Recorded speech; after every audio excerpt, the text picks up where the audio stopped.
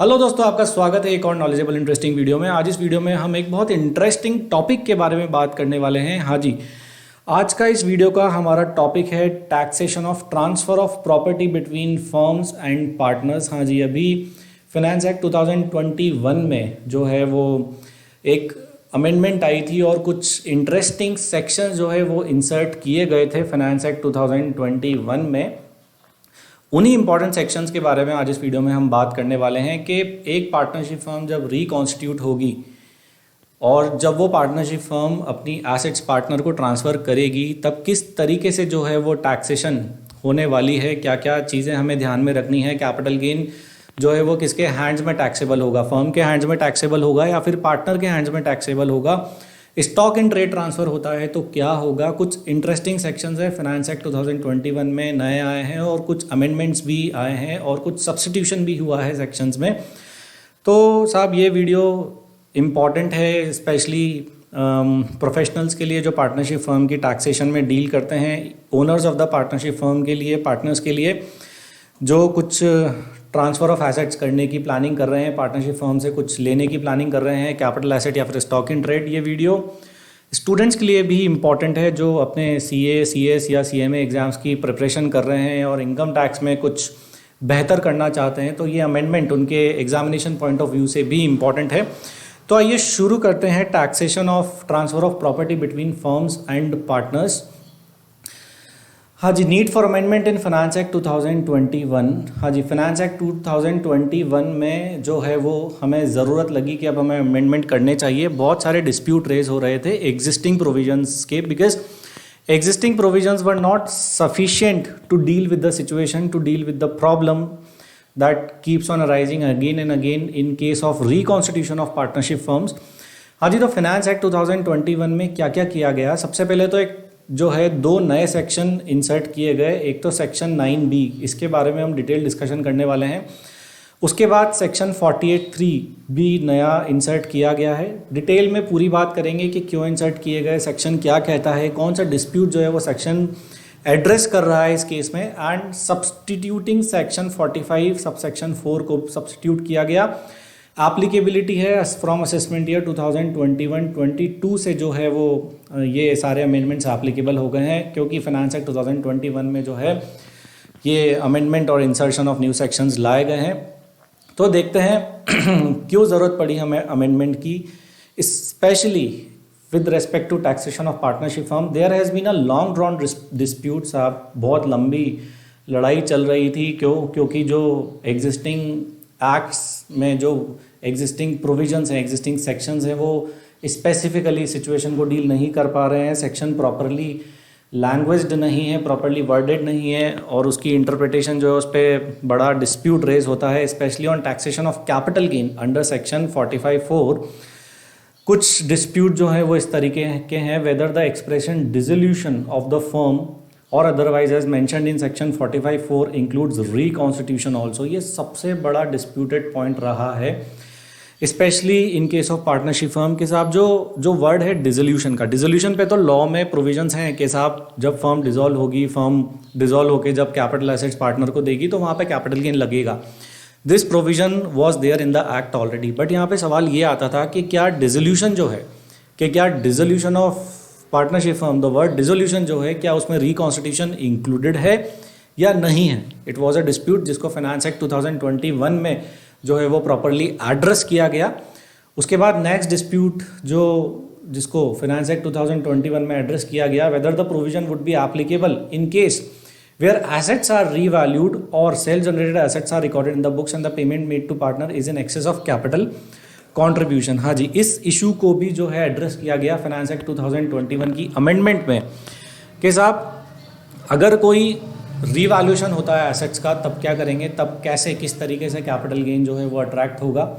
उसके बाद कोई self generated asset like any intangible asset और गुडविल जब बुक्स में आएगी तो किस तरीके से ट्रीटमेंट होगा, और जब पेमेंट दिया जाएगा पार्टनर को उसके कैपिटल अकाउंट के बैलेंस से ज़्यादा का, तब क्या ट्रीटमेंट होगा। इसको भी जो है फाइनेंस एक्ट 2021 की अमेंडमेंट में प्लग किया गया।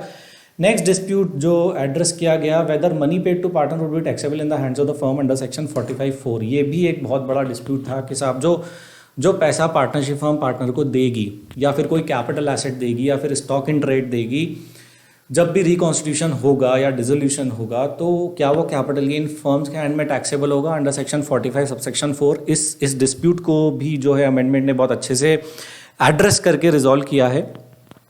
अब बात करते हैं दो सेक्शंस की जो नए हैं हमारे पास फाइनेंस एक्ट 2021 में जो आए हैं, सेक्शन 45 सबसेक्शन 4 और सेक्शन 9B।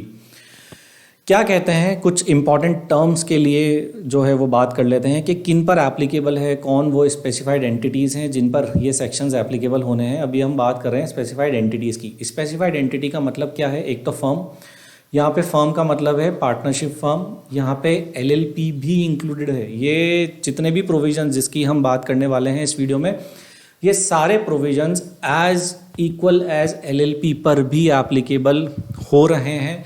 फर्म का मतलब है यहाँ पे partnership firm as well as LLP and other association of persons, मतलब कि ये जो प्रोविजंस हैं ये AOP पर भी एप्लीकेबल हैं और बॉडी ऑफ इंडिविजुअल्स, हाँ जी, बॉडी ऑफ इंडिविजुअल्स पर भी ये एप्लीकेबल है, नॉट बीइंग अ कंपनी और कोऑपरेटिव सोसाइटी। कंपनी और कोऑपरेटिव सोसाइटी को यहाँ से बाहर रखा गया है, क्यों? क्योंकि transfer assets bye cooperative society और कंपनी के जो relevant provisions income tax act में है वो सफिशिएंट है सारी प्रॉब्लम्स को डील करने के लिए। तो यहाँ पे सेक्शन 45(4) और सेक्शन 9 भी जो है वो बात करने वाले हैं तीन कैटेगरी ऑफ एसएसीज की। एक तो फर्म, पार्टनरशिप फर्म, एक AOP BOI और एक AOP और एक BOI, और LLP तो फर्म में इंक्लूडेड ऑलरेडी है ही सही। तो ये हो गया हमारा स्पेसिफाइड एंटिटी। हाँ जी, जो टैक्सेशन होनी है वो in the hand of specified entity होनी है। इवन जिस कैपिटल गेन पे टैक्स पार्टनर को देना है उस कैपिटल गेन पे टैक्स भी फर्म ही देगी। आगे देखते हैं, आगे डिस्कस करेंगे किस तरीके से वो टैक्स लगेगा फर्म के ऊपर। स्पेसिफाइड पर्सन कौन है? Specified person means a person who is partner of a firm और member of other association of persons और बॉडी ऑफ इंडिविजुअल्स। हाँ जी, वो स्पेसिफाइड पर्सन है जो किसी फर्म में पार्टनर है या फिर किसी AOP और BOI का जो मेंबर है इन एनी प्रीवियस ईयर, किसी भी प्रीवियस ईयर में। यहाँ पे कंपनी और कोऑपरेटिव सोसाइटी को जो है वो कवर नहीं किया गया है। अब रिकॉन्स्टिट्यूशन ऑफ स्पेसिफाइड एंटिटी का मतलब क्या है? रिकॉन्स्टिट्यूशन हम किसको बोलेंगे? One or more of the partner or members is the case में be of such specified entity ceases to be a partner or member. कोई एक या एक से ज़्यादा पार्टनर फर्म में है या था और उसने पार्टनरशिप फर्म छोड़ दी, it ceases to become a partner और अ मेंबर, तो उसको रिकॉन्स्टिट्यूशन मान लिया जाएगा। One or more new partners और मेंबर्स एज द केस में be are admitted in such specified entity. कोई नया एक या दो पार्टनर आप स्पेसिफाइड एंटिटी में लेके आए। स्पेसिफाइड एंटिटी कौन है? फर्म, AOP और BOI। तो आप कोई नया पार्टनर लेके आते हैं, उसको भी रिकॉन्स्टिट्यूशन हम बोलेंगे। That one or more of the partners who are partners और मेंबर्स एज द केस में be of the specified entity before the change continue as partner or partners और मेंबर्स आफ्टर द चेंज। हाँ जी, जब आप नया partner लेके आए और जो एग्जिस्टिंग पार्टनर्स हैं वो अपनी एग्जिस्टिंग टर्म्स एंड कंडीशंस के साथ पार्टनरशिप फर्म में कंटिन्यू करते हैं तो भी उसको रिकॉन्स्टिट्यूशन हम बोलेंगे। ऑल द पार्टनर्स और मेंबर्स इज द केस में be of such specified entity continue with the change in their respective shares और in the share of some of them. हाँ जी, कुछ नहीं हो रहा साहब, ना कोई पार्टनर आ रहा है ना कोई पार्टनर जा रहा है, सिर्फ पार्टनर्स ने अपनी म्यूचुअल कंसेंट से अपना प्रॉफिट शेयरिंग रेशो जो है वो चेंज कर लिया, तो एक पार्टनर गेन करेगा और दूसरा पार्टनर सेक्रीफाइस करेगा। इसको भी हम रिकॉन्स्टिट्यूशन बोलेंगे। हाँ जी, सेक्शन 9B क्या कहता है? सेक्शन 9B की बात करता है income on receipt of capital asset और stock in trade by specified person from specified entity. ये सेक्शन क्या कहता है? At the time of reconstitution और dissolution of specified entity, if a specified person receive any capital asset और stock in trade और both, अगर कोई specified person reconstitution के समय पर कोई कैपिटल एसेट या फिर स्टॉक इन ट्रेड जो है वो रिसीव करता है, then there shall be a deemed transfer of capital asset और स्टॉक इन ट्रेड और both in the hands of the specified entity. हाँ जी साहब, डीम्ड ट्रांसफर माना जाएगा किसके हैंड्स में? स्पेसिफाइड एंटिटी के हैंड्स में। हाँ जी, वह मैं वापस से बता देता हूँ, it is a deemed transfer in the hands of specified entity, not in the hands of partner or member, right. यहाँ पे ये चीज़ बहुत ध्यान रखने वाली है कि जो टैक्सेबिलिटी होगी वो स्पेसिफाइड एंटिटी के ऊपर होगी, वो पार्टनर या मेंबर के ऊपर टैक्सेबिलिटी नहीं होगी। इन द ईयर, इवन जो पार्टनर की कैपिटल गेन लायबिलिटी है वो भी फर्म को ही डिस्चार्ज करनी है। In the year in which such capital asset और stock in trade are receive by the specified person. किस साल में टैक्सेबिलिटी होगी साहब?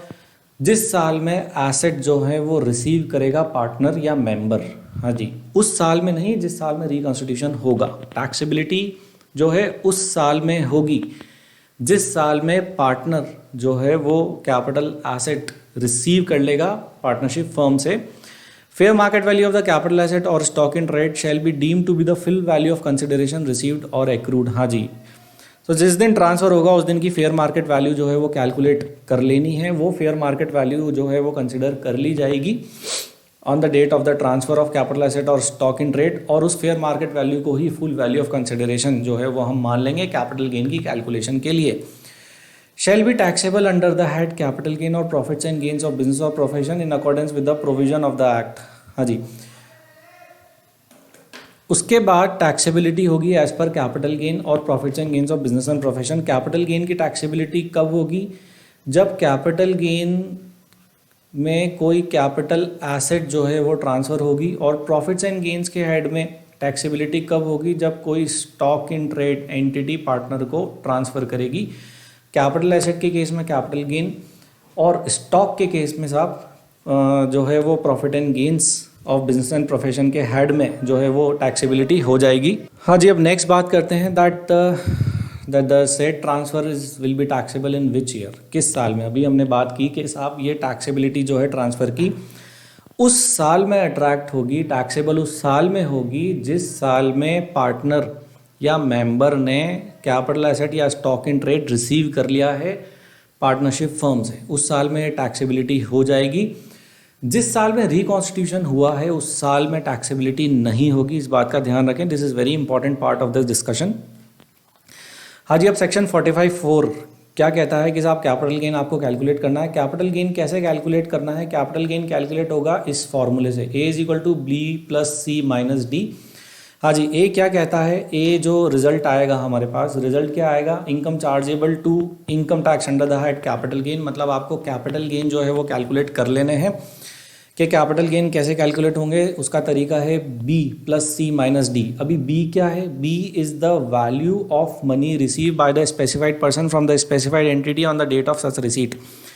हाँ जी, जिस दिन बी ने कुछ वैल्यू ऑफ मनी रिसीव करी उसकी वैल्यू ले लीजिए आप फ्रॉम द स्पेसिफाइड एंटिटी, उसमें सी को ऐड कर दीजिए। अब सी क्या कहता है? It is a fair market value, it is a fair market value of the capital asset receive by the specified person from the specified entity on the date of such receipt. सारे valuation कब होंगे? On the date of such receipt but not on the date of reconstitution. तो यहाँ पे सी जो है वो उन एसेट्स की फेयर मार्केट वैल्यू है जो पार्टनर अपनी फर्म से रिसीव कर रहा है। उसमें से आप डी को लेस कर दीजिए। डी को लेस लॉजिकली आपको समझ आ गया होगा कि डी क्या है। डी वो क्लोजिंग बैलेंस है पार्टनर के कैपिटल अकाउंट में। डी वो क्या है? क्लोजिंग बैलेंस है पार्टनर के कैपिटल अकाउंट में। फॉर एग्जांपल मान लीजिए पार्टनर कैपिटल अकाउंट का क्लोजिंग बैलेंस है 2 लाख रुपए और आप पार्टनर को एसेट और मनी मिला के दे रहे हो टोटल 3 लाख रुपए। तो जो 1 लाख रुपए है ऑब्वियसली वही कैपिटल गेन है। क्यों? क्योंकि आप उसके एंटाइटलमेंट से ज़्यादा आप उसको अमाउंट पे कर रहे हो। तो यहाँ पे जो डी है वो है closing balance which lying in the capital account of the partner. D is the amount of balance in the capital account of the specified person in the books of account as the specified entity at the time of its reconstitution without considering increase in the that this ये जो capital balance अपन देखेंगे it has to be at the time of reconstitution। ये reconstitution के समय का जो है वो आपको consider करना है, ना कि जब पार्टनर एसेट रिसीव करेगा तब। Without considering increase in the capital account. अब जो कैपिटल अकाउंट के जो बैलेंसेज आपको लेने हैं उसमें आपको क्या कंसिडर नहीं करना है? अगर कोई रीवैल्यूएशन ऑफ एसेट्स हुई है और उसका इम्पैक्ट कैपिटल अकाउंट पर है तो आप उसको कंसिडर नहीं करेंगे। और any asset due to self generated goodwill, और आपने सेल्फ जनरेटेड गुडविल जो है वो बुक्स में रिकॉग्नाइज की है। वैसे तो एज पर अकाउंटिंग प्रिंसिपल्स उसको रिकॉग्नाइज करना अलाउ नहीं है, बट फिर भी आपने कर रखी है। तो क्लोजिंग बैलेंस पार्टनर का कैपिटल अकाउंट का निकालने के लिए आप जो है उस को गुडविल का जो आपने एंट्री किया है कैपिटल अकाउंट में उसको कंसिडर आप ना करें। रिवैल्यूएशन कंसिडर नहीं करना है, गुडविल कंसिडर नहीं करना है, और कोई सेल्फ जनरेटेड एसेट जो है वो भी आपने रिकॉर्ड कर रखी है तो सेल्फ जनरेटेड एसेट को भी जो है वो रिकॉर्ड नहीं करना है। So the calculation is very simple. A is equal to B plus C minus D. B क्या है? Value of money receive. C क्या है? Fair market value of capital asset और stock in trade. Sorry not stock and trade, only capital asset. क्यों? क्योंकि हम capital gain calculate कर रहे हैं। So C is fair market value of capital asset minus D. D is what? D is the closing balance in the capital account of the partner, not considering any amount due to recording of the self generated asset or goodwill or due to any revaluation of assets। हाँ जी, अब बात करते हैं कि साहब बहुत सारे लोगों की क्वेरीज आती हैं कि सर ना सेक्शन 45(4), सेक्शन 9(b) और सेक्शन 45(3) मेरे ना बड़ा कन्फ्यूजन है, तो सर कुछ तो ऐसा बताओ, कुछ तो कंपेरेबल एनालिसिस दो हमें, जिससे हमें और क्लैरिटी आए कि ये सेक्शन किस तरीके से इंटरलिंक्ड हैं और ये सेक्शन अपने आप में अलग अलग किस तरीके से हैं। तो यहाँ पे एक बहुत इंपॉर्टेंट है, this slide is very important, please पे your attention here. So eight the time of reconstitution हम कंपैरेबल एनालिसिस कर रहे हैं सेक्शन 45(4), सेक्शन 9(b) और सेक्शन 45(3) का। हाँ जी, at the time of reconstitution of the firm there are 2 transactions involve. जब भी किसी भी फर्म का रिकॉन्स्टिट्यूशन होता है तो यहाँ पे 2 ट्रांजैक्शंस जो हैं वो इन्वॉल्व होती हैं। 2 ट्रांजैक्शंस यहाँ पे इन्वॉल्व होती हैं। सबसे पहली transaction, the first one is relinquishment of his right as a partner. सबसे पहले तो जो रिकॉन्स्टिट्यूशन होता है, पार्टनर अपनी फर्म में एक अपना राइट जो है वो छोड़ देता है। It is relinquishment of right. Second transaction क्या होती है? Second is transfer of money और एसेट्स बाय द फर्म। हाँ जी, जब भी कोई पार्टनर अपना राइट रिड्यूस करता है या फर्म को छोड़ के जाता है तो पहली ट्रांजैक्शन हुई रिकॉन्स्टिट्यूशन की, मतलब कि पार्टनर अपना राइट जो है वो फर्म को दे के जा रहा है, फर्म के पास छोड़ के जा रहा है। और तीसरी ट्रांजैक्शन होती है जो फर्म उसको एसेट्स और पैसा जो पार्टनर को ट्रांसफ़र करती है। जो पहली सिचुएशन है उससे डील करता है हमारा सेक्शन 45 सबसेक्शन 4, और जो दूसरी सिचुएशन है उससे डील करता है हमारा सेक्शन 9(b), राइट। आगे देखते हैं और क्लैरिटी आएगी। Formal transaction is deal with the provision of section 45(4) and later is section 49(b). First वाली ट्रांजैक्शन से सेक्शन 45(4) डील करेगा और दूसरी ट्रांजैक्शन से सेक्शन 9(b) जो है वो डील करेगा। However in the formal transaction income arise in the hands of the partner. जो पहली ट्रांजैक्शन है, ये पहली और ये दूसरी, जो पहली ट्रांजैक्शन है उसमें जो इनकम अराइज हुई है that arises in the hands of the partner. साहब वो पार्टनर की इनकम है, वो पार्टनर का गेन है, but as per provisions of section 45(4) it is deemed as income of the firm. हाँ जी, मतलब कि जो भी गेन अराइज होगा पार्टनर के हैंड में, उसके कैपिटल अकाउंट में क्लोजिंग बैलेंस है 1 लाख रुपए का, आप उसको 2 लाख रुपए 3 लाख रुपए दे रहे हो, तो जो डिफरेंस है, जो गेन अराइज होगा वो है तो पार्टनर का gain, but for purpose of section 45(4) ये मान लिया जाएगा कि साहब वो गेन किसका है, वो गेन जो है वो पार्टनरशिप फर्म का है, वो स्पेसिफाइड एंटिटी का गेन है। तो यहाँ पे टैक्सेशन किसके ऊपर शिफ्ट कर दी गई है? पार्टनरशिप फर्म के ऊपर। हाँ जी, the firm would be assessed under section 9(b) for its own income. अब सेक्शन 9(b) की क्या यूटिलिटी है यहाँ पे? तो सेक्शन 9(b) की जो यूटिलिटी है, उस सेक्शन 9(b) में जो टैक्सेबिलिटी होगी वो फर्म की खुद की इनकम की टैक्सेबिलिटी होगी। पार्टनर की इनकम की टैक्सेबिलिटी फॉल होती है सेक्शन 45 सबसेक्शन 4 में, right.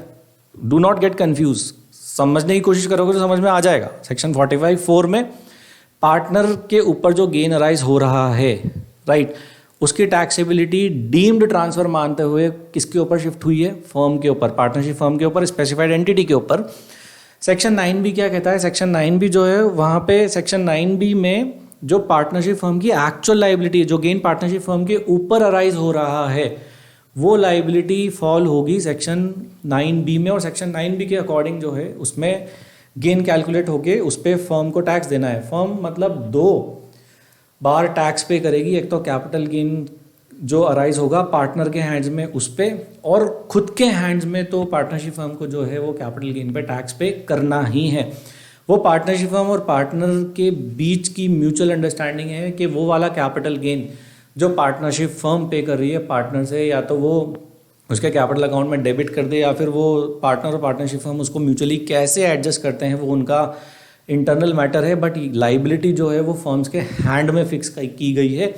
So this is the prima facie difference between section 45(4) and section 9(b). हाँ जी, एक बार और बता देता हूँ कंक्लूडिंगली, सेक्शन 45(4) जो बात करता है वो पार्टनर के हैंड्स के गेन की बात करता है जो पे करेगी पार्टनरशिप फर्म, 9B जो बात करता है वो बात करता है पार्टनरशिप फर्म के गेन्स की, जो पार्टनरशिप फर्म को नेचुरली पे करने हैं।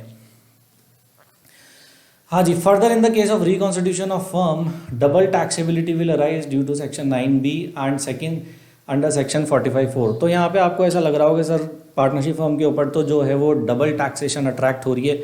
एक पार्टनरशिप फर्म जो है वो पार्टनर के हिस्से का जो कैपिटल गेन है उस पर भी टैक्स दे रही है, और जो उसके हैंड्स में कैपिटल गेन जो आ रहा है, राइट, पार्टनरशिप फर्म के हैंड्स में उस पर भी वो कैपिटल गेन टैक्स दे रही है। इस चीज़ को रिजॉल्व करने के लिए, समस्या को हटाने के लिए जो है वहाँ पे एक क्लॉज इंसर्ट किया गया है जिसको हम बोलते हैं क्लॉज 3 ऑफ सेक्शन 45। हाँ जी, ये क्या कहता है? It provides for deduction of the amount attributable to tax under section 45(4). मतलब कि जब फर्म जो है अपना खुद का टैक्स कैलकुलेट करेगी सेक्शन 9B में, तो जो टैक्स फर्म ने पे किया है सेक्शन 45(4) में, जो कि गेन था पार्टनर का जो पे किया फर्म ने, सेक्शन 9B में टैक्स की कैलकुलेट करते हुए उसकी डिडक्शन जो है आपको मिल जाएगी। मतलब कि यहाँ पे डबल टैक्सेशन का जो इफेक्ट है वो भी हटा दिया गया है। ये यूटिलिटी है इस क्लॉज 3 की ऑफ सेक्शन 45। तो यहाँ पे द डबल टैक्सेशन जो है has been taken care of, so there will be no double taxation. So this is the comparable analysis of section 45(4) 9B and 45 clause 3 कि क्यों 45 clause 3 जो है वो इंसर्ट किया गया है। पार्टनरशिप फर्म को पार्टनर का जो कैपिटल गेन है टैक्स वो पे करना है, पार्टनरशिप फर्म को अपना कैपिटल गेन टैक्स भी जो है वो पे कर देना है। अब यहाँ पे जो पार्टनर के हैंड्स में जो कैपिटल गेन टैक्स होगा उसकी डिडक्शन मिल जाएगी पार्टनरशिप फर्म को सेक्शन 9B कि जब वो लाइबिलिटी कैलकुलेट करेगी, और जो डिडक्शन क्लेम करने का जो पावर है वो डिराइव होता है सेक्शन 45 क्लॉज 3 से।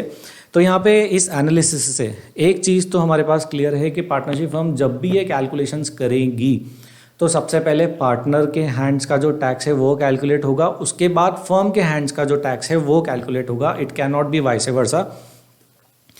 हाँ जी, तो ये था एक interesting video about taxation aspect of transfer of assets by partnership firm to partners. अगर आपकी इन रिलेवेंट सेक्शन से, इस पर्टिकुलर टॉपिक से कोई क्वेरी है तो आप हमारे नीचे कमेंट सेक्शन में कमेंट करके वो क्वेरी हमसे पूछ सकते हैं। And thank you for watching this video. Channel subscribe नहीं किया तो please subscribe to the channel. If you really like the video please click on the like button. बहुत सारे लोगों के साथ इस वीडियो को शेयर भी कर दें। हम लाते रहेंगे आपके लिए ऐसे ही बहुत सारे knowledgeable interesting videos. Thank you, thanks a lot, bye.